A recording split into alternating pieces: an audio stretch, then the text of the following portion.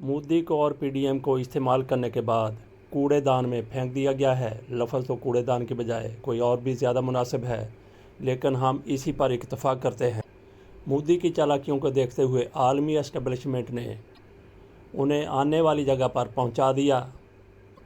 पंजाबी में उसे कहते हैं जिथे दी खोती ओथे आन खलोती। वहीं पे मोदी साहब को पहुंचा दिया गया है। अगले इलेक्शन में ना सिर्फ उनके इंतखाबात में हिस्सा लेने का इम्कान नज़र नहीं आता, बल्कि हो सकता है कि मोदी साहब अगले साल तक कंटिन्यू भी ना कर सकें। ये बड़े जोर में आ गए थे, जिनकी पुश्त पनाही पर गुंडागर्दी करते थे, बदमाशी करते थे, उन्हीं के सामने दम पर खड़े हो गए तो फिर उन्होंने सबक सिखाने का फ़ैसला कर लिया।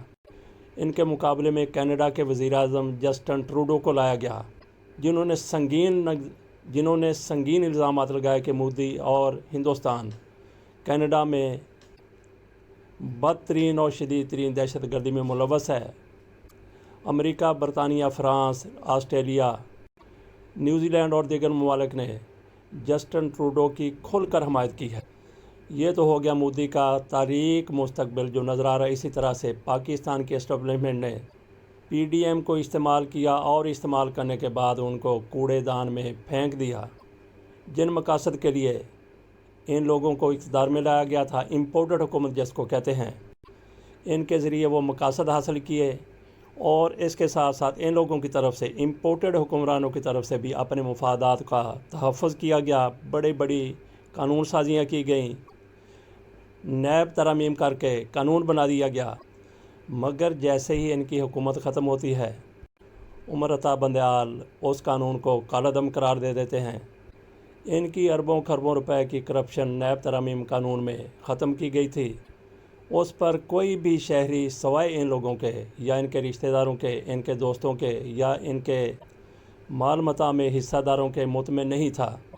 इनके लाने वालों ने भी उन दिनों खामोशी इख्तियार की कि चले हमारे काम आ रहे हैं, लेकिन जब इनसे कोई मतलब न रहा तो इनको भी उठाकर गटर में फेंक दिया गया। अब सबके एक बार फिर से केस खोल रहे हैं। ये लोग जेलों में जाते हुए नज़र आ रहे हैं। उमर अता बंदयाल कितने केसेस के फ़ैसले करके गए, इलेक्शन कमीशन ने उनको माना, ना इन इम्पोर्टेड हुक्मरानों ने माना और ना ही इनकी पुश्त पनाही करने वालों ने माना। लेकिन ये ऐसा कानून है। उमर अता बंदयाल साहब रिटायर हो गए। काजी फ़ाइज़ और उनके साथी उमर अता बंदयाल की तरफ से बनाए गए बेंचेस पर एतराज़ करते थे और ये भी उन्हीं में से एक बेंच है जिसने ये फ़ैसला सुनाया। लेकिन उमर अता बंदयाल का ये वो फ़ैसला है जिस पर अमल दरामद शुरू हो चुका है। इससे अंदाज़ा किया जा सकता है कि एस्टेब्लिशमेंट उन दिनों जब ये कानून साजी हो रही थी, मसलत के तहत खामोश रही, लेकिन जब वो लोग हुकूमत से चले गए तो फिर इनके गिर्द शिकंजा कस दिया गया और उमर अता बंदयाल के फ़ैसले को फौरी तौर पर बिला ताख़ीर लागू कर दिया गया। उधर निगरानों की सूरत हाल देख लें, इनका हाल देख लें। एक तरफ ये नवाज शरीफ से अकीदत का खुल कर इजहार करते हैं, दूसरी तरफ इमरान खान से कीने और बुग़्ज़ का इजहार करने से भी गुरेज़ नहीं करते।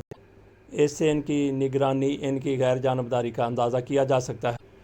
किसी सवाल के जवाब में मुर्तज़ा मलंगी साहब शदीद गुस्से में आ गए। उनकी तरफ से कहा गया कि नवाज शरीफ जेल तोड़कर पाकिस्तान से बाहर नहीं गए थे, बल्कि हुकूमत की इजाज़त से गए थे।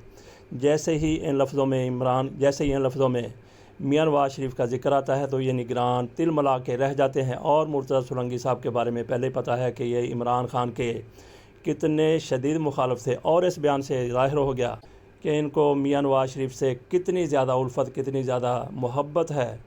दूसरी तरफ निगरान वज़ीर-ए-आज़म जिन्होंने ईफल टावर से छलांग लगाई और मुजस्समा आज़ादी तक अमेरिका में जा पहुँचे और आजकल लंदन में मियां नवाज शरीफ साहब के पाँव दबाने में मसरूफ़ हैं, इनकी तरफ से भी इमरान खान से शदीद नफ़रत का इजहार किया जाता रहता है। अब उनकी तरफ से गैर मुल्की दौरे के दौरान कहा गया है 9 मई में मुलव्वस अफराद के ख़िलाफ़ कानून के मुताबिक निपटा जाएगा। ज़ाहिर है जिन लोगों ने जुर्म किया है, वो जो लोग भी हैं, उनके साथ कानून के साथ ही निपटना है। और साथ साथ ही फिर ये भी कह देते हैं कि वो हैं कौन लोग जिन्होंने कानून को हाथ में लिया था, जिन्होंने ये सारा कुछ किया है, और इनके इशारे इमरान खान और उनकी पार्टी की तरफ ही होते हैं। अगली खबर यह है कि निगरान वज़ीर-ए-आज़म न्यूयॉर्क से अक़वाम मुत्तहिदा की असम्बली में इजलास के खिताब करने के बाद लंदन पहुंच गए हैं। लंदन से वो पाकिस्तान के लिए 27 सितंबर को रवाना होंगे। आज का तारीख आज 24 है। 3 दिन उन्होंने मज़ीद लंदन में रहना है। क्या करना है आखिरकार? तो पाकिस्तान में क्या हर तरफ चैन ही चैन है, अमन ही अमन है? यहाँ पे वज़ीर-ए-आज़म की ज़रूरत नहीं है। और हमारे निगरान वज़ीर आला साहब चीन में जाकर बैठे हुए हैं और ये न्यूयॉर्क गए, न्यूयॉर्क से लंदन आए। अब लंदन में भी 3-4 दिन ये क्या करेंगे? मियां नवाज शरीफ से मिलते हैं या नहीं मिलते? ये नहीं हो सकता कि मियां नवाज शरीफ से ना मिलें और उनको सलाम पेश ना करें। जब मियां नवाज शरीफ साहब की बात चली है तो उन्होंने भी पाकिस्तान वापसी का ऐलान कर रखा है। शहबाज शरीफ की तरफ से ये ऐलान किया गया, लेकिन अब मियां नवाज शरीफ की वापसी के इम्कानात मादूम से मादूम होते चले जा रहे हैं, क्योंकि उनकी तरफ से जो बयान एक दिया गया था इस पर फौरी तौर पर शहबाज शरीफ को बुलाया गया, उनको डांटा गया, समझाया गया। वो खड़े पैर पाकिस्तान से वापस 24 घंटे के बाद मियां नवाज शरीफ साहब को 24 घंटे के बाद पाकिस्तान से वापस मियां नवाज शरीफ को समझाने के लिए चले गए। उनका जाना ज़रूरी नहीं था, यहीं पे बैठकर वो ज़ूम पर बात कर सकते थे, लेकिन ये बताना मकसूद था, ये पूरी दुनिया को दिखाना मकसूद था कि शहबाज शरीफ की डांट डपट हुई है, किस वजह से हुई है। वहाँ पे जाते हैं तो दूसरे दिन इनकी मियां नवाज शरीफ से मुलाकात होती है। शहबाज शरीफ मुलाकात में होते हैं, मरीम नवाज शरीफ साहबा होती है, इसहाक डार होते हैं और दीगर भी मुस्लिम लीग नून की क़यादत होती है। इसके बाद बयान जारी किया जाता है मियां नवाज शरीफ के सेक्रेटरी की तरफ से, जिसमें मियां नवाज शरीफ साहब कहते हैं बाजवा, फैज़, साकिब निसार, आसफ खोसा, अजमत सईद पाकिस्तान के मुजरम हैं। ये बयान तो जारी कर दिया, लेकिन जब इसकी तपश महसूस हुई तो इससे भी अब इनकार किया जा रहा है, तरदीद की जा रही है। बड़े बहादुर हैं, बड़े जुर्रत वाले हैं, जो बात कह देते हैं उस पर कायम क्या रहना, उससे मुकर जाते हैं। थोड़ा सा डंडा देख के, थोड़ा सा उठा हुआ छितर देख के नवाज शरीफ साहब वापस आते हैं या नहीं आते, इस बारे में हतमी तौर पर कुछ नहीं कहा जा सकता। लेकिन ये खबरें भी गर्दिश कर रही हैं कि मियां नवाज शरीफ को किसी दोस्त मुल्क के सरबराह की तरफ से कहा गया है कि आपके साथ पाकिस्तान आएंगे तो बुरा हो सकता है। सभी काज़मीन इस हवाले से एक ख़बर दी है, वो कहते हैं कि राह की तरफ से मियां नवाज शरीफ को कहा गया है कि अगर पाकिस्तान में वापस आएंगे तो फिर कार साज वाला सानहा आपके साथ भी दोहराया जा सकता है। कार साज में क्या हुआ था, बेनज़ीर भुट्टो साहिबा वो पाकिस्तान वापस आईं, कराची में उनका इस्तकबाल किया जा रहा था। इस्तकबाल के दौरान ही धमाका हो गया, ख़ुदकुश हमला हो गया, जिसमें 150 से ज़्यादा पीपल्स पार्टी के कारकुन जाम भाग हो गए थे।